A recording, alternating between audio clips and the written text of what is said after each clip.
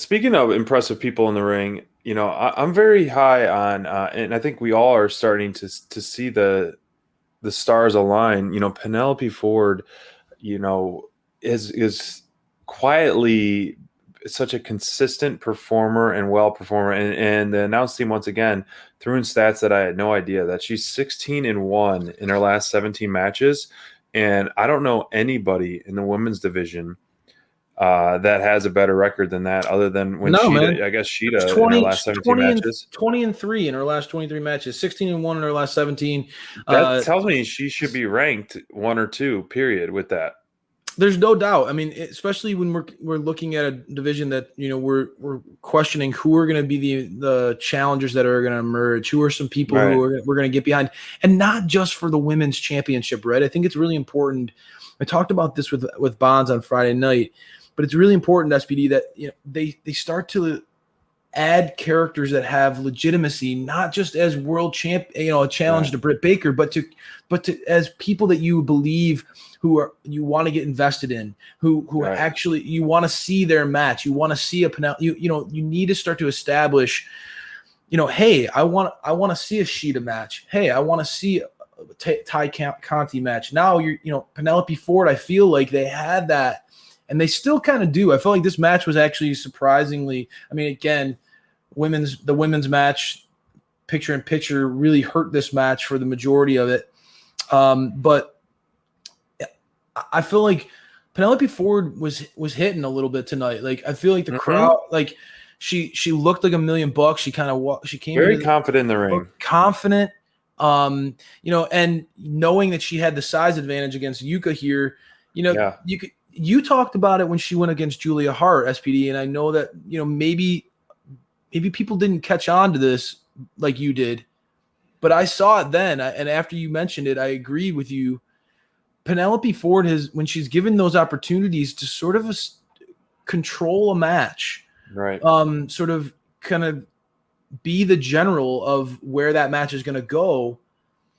I think she's showing some like that. Her roots on the indies have really paid off. Right. This match against Yuka, again, just it felt like Penelope was the one that was kind of leading the pace, leading the way this match was going.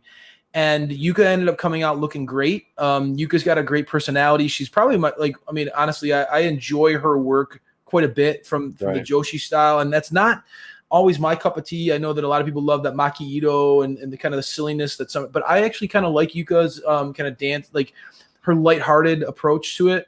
I think she's entertaining. I thought this match was better than a lot of people were expecting. I thought that this one was quite a bit of fun to watch. What we got to see anyway. I did like some of Yuka's high spots, that spinning move at the end. Very fun in the ring too. That her style is a lot of fun, and I think it fits AEW really well. They need to capitalize on that, right? They do. They need to capitalize it, and you have a workhorse that we're seeing with Penelope. Take the loss was kind of surprising unless you do something with Yuka. It'd be hard to just keep her off TV again for months or weeks at a time. Yes, you're establishing her as a top tier performer, but you're letting your bread and butter, your workhorse, your backbone of a division starting to be. I agree. Take a loss like that. That's a great point. I think the loss. A loss to Yuka or a win for Penelope would have done way more for her than a win for Yuka in this scenario. So totally agree. I totally agree. If Yuka lost tonight, I wouldn't have mattered. No, she could. Penelope Ford losing, I think it hurts. The only way this makes sense is if AEW plans on utilizing Yuka in a larger capacity, a larger role. Otherwise, I'm sorry, like I don't agree with the decision of bringing her back on television, even though she's a familiar face. I do not agree with the decision of doing what they did, where Penelope has built this momentum, she's built this winning record, she's starting to develop a following, and then you have somebody come in and just instantly nuke her, beat her. What does that say about everything that Penelope's done to this point? It just kind of, I don't like that. And I feel like it undercuts the momentum that Penelope Ford was building. Right. Doesn't make a lot of sense to me from a company perspective. Again, unless they recognize, okay, Yuka is a star that we want to tap into. Right. We see a potential there and we want to utilize her more. If they do that, great. I'm all for it. Having her come in and get a victory against Penelope Ford, a believable name, Right. somebody who's built up their reputation, great. But if you squander this and Yuka goes away and not on television for another couple months, then this means nothing to her career. And quite honestly, it like you said, it hurts Penelope Ford. It doesn't this decision doesn't make a lot of sense. So we're going to have to pay close attention what their plans are. I mean, I would be intrigued to see, more of that the Japanese influence come back in. We saw them toy with that earlier on this year.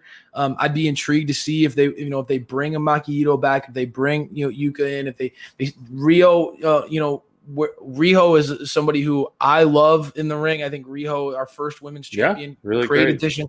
Shida, I mean, are they going to bring that in and are they going to embrace that, or is that you can't just dip your toes in it, right? You gotta decide, especially when you make decisions like this that are at the sacrifice and at the detriment of your talent that we get to see week in, week out. You got to really think about where you're going with those decisions.